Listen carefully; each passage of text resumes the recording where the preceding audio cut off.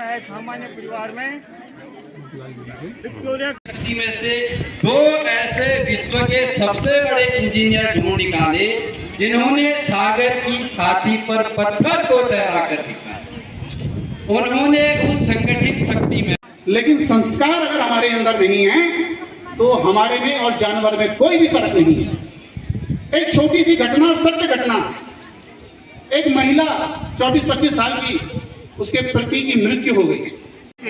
अलग अलग वर्गों में बैठे हुए थे, अलग अलग राजवाड़ों में बैठे हुए थे, हम आपस में लड़ाई झगड़ा करते थे, यानी हम में संगठन नहीं था। ये मन में हमारे बहुत ही आदरणीय श्री मोदी जी जो विनय त्रिमूर्ति जी, साथ में वक्ता के रूप में हमारे जिला प्रचारक पौड़ी श्री वंदे वंदे वंदे। तुम राम राम तो कह लोगे, तुम राम जैसा दुख भी सहना होगा, तो ही कहना होगा जय श्री राम, जय श्री राम। अब हम इस कार्यक्रम को, जो कि विधिवत प्रारंभ हो गया है, इससे पहले कि मैं आदरणीय नरेश जी भाई साहब जो हमारे, और इस 100 साल को हम शताब्दी वर्ष के रूप में मना रहे हैं। इस शताब्दी वर्ष के रूप में एक कार्यक्रम जो राष्ट्रीय स्वयंसेवक संघ द्वारा पूरे देश भर में चलाया जा रहा है, वो है विराट हिंदू सम्मेलन।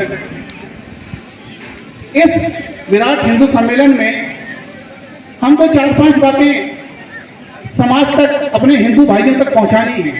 हमको हमारा जो हिंदू सनातन का संस्कृति है उसको सुदृढ़ करना है, उसको कठोर करना है, उसको अच्छा बनाना है।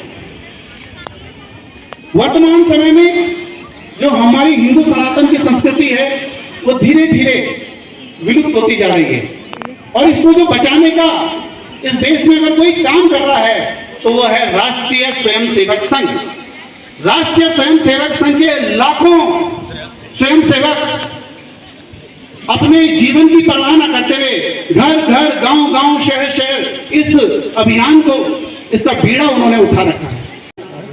और जब हम अपने बच्चों में ये संस्कार नहीं दे पा रहे हैं, उसकी एक बहुत बड़ी विडंबना। लेकिन संस्कार अगर हमारे अंदर नहीं है तो हमारे में और जानवर में कोई भी फर्क नहीं है। एक छोटी सी घटना, सत्य घटना, एक महिला 24-25 साल की, उसके पति की मृत्यु हो गई। उसका एक बच्चा था, एक ही बेटा था। उसने अपने जितने भी गहने जेवर, जमीन जायदाद थी, वो सब बेचकर उसको पढ़ाया लिखाया, उसको डॉक्टर बनाया, और वो बच्चा डॉक्टर बना, सर्जन बना। उसने एक लड़की, बहुत बढ़िया लड़की से शादी कराई, और वो लड़की असिस्टेंट प्रोफेसर थी, प्रोफेसर लड़की थी, वो कॉलेज में पढ़ाती। जब उसने शादी की, उसके 1-8 महीने बाद या 2 महीने बाद उस महिला को पैरालाइज हो गया। दोनों मियां बीवी कमाने वाले थे, उन्होंने बहुत अच्छे शहर में तीसरी मंजिल, 25 साल की थी, ये दूसरी शादी नहीं कर सकती थी। मेरा सौतेला बाप भी हो सकता था, लेकिन इसने मेरी खातिर दूसरी शादी नहीं की, और सब कुछ बेचकर मुझे डॉक्टर बनाया, सर्जन बनाया। बहरहाल वो झगड़ा बढ़ता इतना बढ़ गया कि परिवार में एक तनाव पैदा हो गया। वो अपनी माता जी को, सर्दियों की बात थी, तीसरी मंजिल की छत पे ले जाते थे धूप सेकने के लिए। पैरालाइज थी, तो अपने दोनों हाथों से अपनी माँ को उठाकर जब वो छत पे ले जाते थे, तो जब वो माँ सीढ़ियों में उसका बेटा ले जाता, और वो माँ सीढ़ियों को देखती थी, तो उसको याद आता था कि कभी मैं अपने बच्चे को भी ऐसी उंगली पकड़कर चलना सिखाती। महिला ने कहा कि अगर आप अपनी माता को दूसरे स्थान पर और दूसरी व्यवस्था नहीं कर सकते हैं तो मैं तुम्हें तलाक दे दूंगी। वो इतने हमारी माताओं की और हमारी बहनों के लिए है। अरे हम तो देवी के रूप में, और आज विशिष्ट अतिथि के रूप में हमारे बीच में उपस्थित सदे नरेश जी, मातृशक्ति के रूप में हमारा प्रतिनिधित्व कर रही है मंगाई बहन जी। इससे अनेक आंदोलन किए और आज हम 150वीं वंदे मातरम की शताब्दी मना रहे हैं। सामान्य परिवार में विक्टोरिया के अलग अलग वर्गों में बटे हुए थे, अलग अलग राजवाड़ों में बटे हुए थे। हम आपस में लड़ाई झगड़ा करते थे, यानी हमें संगठन नहीं था। उनके मन में आई कि हम सबसे पहला काम देश में अगर काम करेंगे तो हिंदुओं का संगठन करेंगे, और हिंदुओं का संगठन करने के लिए राष्ट्रीय स्वयंसेवक संघ की स्थापना की गई। उस जमाने में लोग कहते थे कि भैया हिंदुओं को संगठन हो ही नहीं सकता है, तो हिंदू केवल 4 हिंदू इकट्ठे तभी जाएंगे जब वो अर्थी लेके जाते हैं, बाकी कभी नहीं हो सकते हैं। देश में हिंदुओं का संगठन करने का प्रयास किया जा रहा है, मात्र एक संगठन के लिए माध्यम से नहीं।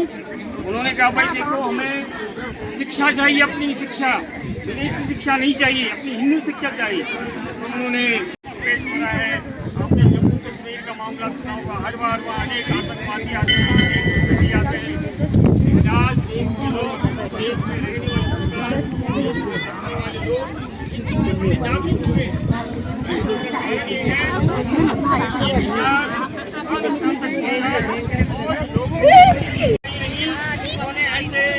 बहुत सारे लोग देखते होंगे इसका कोई फल नहीं है।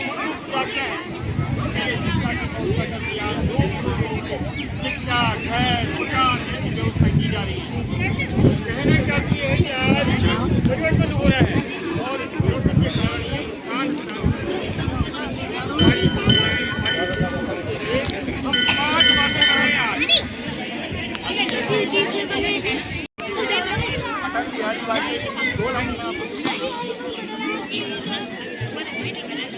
होकर स्वतंत्र जब चाहा मैंने और जब को गुलाम, मैंने तो सदा सिखाया करने अपने मन को गुलाम। राम के बाद राम के नामों पर कब मैंने अत्याचार किए, कब दुनिया को हिंदू करने घर घर में संहार किए, कब चलाए काबुल में जाकर हमने मस्जिदें तोड़ी। हम हमारी नसों में हिंदुत्व बहता है। और आप सब लोग एक बार, मैं थोड़ा सा कार्यक्रम को बदलते हुए हमारे जो मुख्य वक्ता हैं आदरणीय हमारे जिला प्रचारक जी, मैं आपसे आग्रह करता हूं कि आप कृपया अपना मार्गदर्शन हमको देने की कृपा कीजिएगा। जी भाई साहब। बोलो भारत माता की। अभी भी कम आवाज है। भारत माता की, भारत माता की। वंदे वंदे नमो पार्वती पते। मंचासीन अधिकारीगण, उपस्थित माता बंधु भगिनी, अनेकों जनप्रतिनिधि, हिंदू आयोजन समिति के कार्यकर्ता व हिंदू सम्मेलन की आवश्यकता क्यों पड़ती है, इसको बार बार क्यों करना पड़ता है, ये समझने के लिए हम सब लोग यहाँ आए। जो ये सम्मेलन है कोई नया सम्मेलन नहीं है, बार बार होता आता है। इसीलिए धरती में से 2 ऐसे विश्व के सबसे बड़े इंजीनियर ढूंढ निकाले जिन्होंने सागर की छाती पर पत्थर को तैरा कर दिखाया। उन्होंने उस संगठित शक्ति में से एक को ऐसा ढूंढ कर निकाला जिसने लाखों पार जाकर एक समुद्र को पार किया, जिसको हनुमान नाम से हम जानते। यदि शक्ति हमारे पास नहीं है तो हमारे पास कुछ नहीं है। यहाँ पर अनेकों माता बहनें बैठे हैं। सोना चाहे कितना भी महंगा हो जाए, लेकिन दीपावली के अवसर पर खरीदना जरूर है। तो मैं दूसरी बात कहता हूँ, आप सोना खरीदे 2, 4, 5, 10 जितना तोला खरीदना है, लेकिन सोने की सुरक्षा लोहे से होगी तो जिद करके अपने घर में कहिए 1 तोला सोना बेच करके 1 लोहा खरीदिए, उसके साथ पीतल की गोलियां भी आ जाएंगी। घर में शस्त्र रखना शुरू करिए, तभी आपकी सोने की सुरक्षा होगी। कालिका का मंदिर पड़ा, माता कालिका का, उन्होंने कहा प्रणाम करो, ये तुम्हारी माता है। उन्होंने कहा मैं प्रणाम नहीं करूंगा। उन्होंने कहा क्यों नहीं करोगे? विमान नाम सुना होगा आपने, किसके पास था? रावण के पास था। उसको पायलट की जरूरत नहीं थी, मन की गति से चलने वाला वो विमान बनाया कि दोबारा उस सर को चिपकाया। आज तक ऐसी चिकित्सा व्यवस्था कोई देश नहीं बना। अंत में क्या होता है, हम अपनी संस्कृति को भूल जाते हैं, हम अपनी सभ्यता को भूल जाते हैं। इस हिंदू सम्मेलन का अर्थ इतना है, हम अपने वेदों की ओर लौटे, हम अपनी संस्कृति की ओर लौटे। अगर हम ऐसा करेंगे तो फिर हमें कोई गुलाम नहीं बना सकता। जितने भी महापुरुष हुए उनका एक ही काम था, हिंदू संगठन। अब सब आप अपने घर पर लागू करना है। सबसे पहले है कुटुंब प्रबोधन, अपने परिवार व्यवस्था। कितने अपने परिवार व्यवस्था कुटुंब प्रबोधन में अभी हम नारा दिया, हम दो हमारे दो, एक ही अच्छा। एक नारा नया नया आने लग गया, डबल इनकम नो किड्स। दोनों कमाएंगे लेकिन बच्चे नहीं करेंगे। लेकिन किसी भी धर्म को आगे बढ़ाना है तो 2.5 का अनुपात होता है। आधा बच्चा पैदा नहीं होगा तो 3 का अनुपात हम सब लोग मानते हैं। तो कितने बच्चे? 3 बच्चे लगभग हर हिंदू परिवार में होने चाहिए। ये माताएं बहनें सब लोग हम जाए, ये आपके द्वारा है। चचा नहीं होंगे, बुआ का रिश्ता समाप्त, मासी का रिश्ता समाप्त, धीरे धीरे अपना समाज कम होने लग जाएगा। ये परंपरा को आगे बढ़ाना पड़ेगा। भोजन भजन भ्रमण जितनी प्रकार की हम सब लोग बात करते हैं, अपना भोजन होना चाहिए।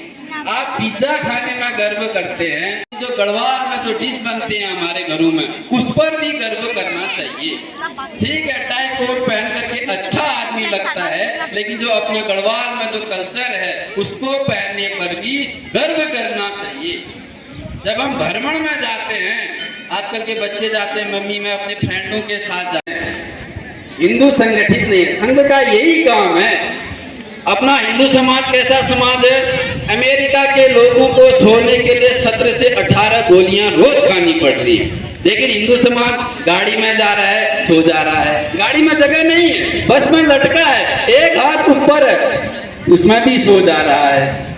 नहीं, भागवत कथा चलती है, उसमें भी सो जा रहा है। कुछ लोग यहाँ भी सो गए हैं। तो यही काम करने का काम है। तो सामाजिक समरसता में एक जो पानी पीने की जगह है वो एक होनी चाहिए, सबको अलाउड होना चाहिए। आप लोग मेरठ मुजफ्फरनगर से जो बिना नाप के कपड़े पहनकर आते हैं, जाली टोपी सर पे लगा के आते हैं, पैजामा बड़ा होता है, कुर्ता छोटा होता है, उनको अपने घर में बैठा करके भोजन करा देते हो। लेकिन ये अपने समाज के लोगों को नहीं, दूर बैठो। जो लोग ढोल बजा करके माता भगवती को अवतरित कर सकते हैं, वो छोटे हो सकते हैं क्या? वो छोटे नहीं हो सकते, वो सबसे बड़े हिंदू हैं। ये चीज समझना पड़ेगा। धर्म तो केवल एक ही है, वो हिंदू धर्म है। जब अभी सीए चला था तो ओबीसी ने खुद कहा मुस्लिम धर्म तो धर्म नहीं, एक कमेटी है। मोहम्मद साहब ने जब वो कमेटी बनाई तो अपने चचा की लड़की से शादी करी। कितनी शादी करी उन्होंने? अपने मामा की लड़की से शादी करी, अपने ताऊ की लड़की से शादी करी। इन चीजों को समझना पड़ेगा। सामाजिक समरसता में ये सबके अंदर ये भेद जमना है। अब मैं बोलूंगा बटोगे तो आप सब लोग बोलोगे बटोगे, बटोगे तो एक रहेंगे, एक रहेंगे। बहुत सुंदर, ये सामाजिक समरसता दिखाना है, भेद नहीं हो। तो तीसरा क्या है? पर्यावरण का विषय है। ये जो उत्तराखंड की पहाड़ियां हैं, ये पूरे विश्व को शुद्ध ऑक्सीजन देते हैं, इसलिए इनको बचाने का काम भी हमारा काम है। जब हम पेड़ लगाते हैं तो जिम्मेदारी से पेड़ लगाना। नया कल्चर आ गया। अपने यहाँ जब पहले जन्मदिन मनाते थे तो दिया जलाते थे। क्या जलाते थे? तो आजकल क्या कर रहे हैं? खा रहे हैं। तो ठीक है, आप केक काटिए, 1 पौंड का नहीं 10 पौंड का केक काटिए, लेकिन दिया को मत बुझाओ। अपने घर के चिराग के नाम पर जो दिया आप जला रहे हो, तो ये छोटी छोटी चीजों को हमें समझना पड़ेगा। ये वेस्टर्न कल्चर है, हमारे मन में बैठा दिया है। जैसे आप सब लोग घर में जाकर के नाटक देखते हैं ना, वो कहानी घर घर की देखिए सबने, जिसने नहीं देखी है बहुत सुंदर, देखना भी नहीं चाहिए। कैसे हमारे मन को भ्रमित किया जाता है। जो हिंदू रीति रिवाज के अनुसार साड़ी बिंदी पूरा वो किया रहेगा, उसको सास दिखाया जाएगा। सास और बहू का कभी आपस में मेल नहीं दिखाया जाएगा। उसमें सिखाते हैं, परिवार को अलग करते हैं, ये नाटकों के माध्यम से सिखाते हैं।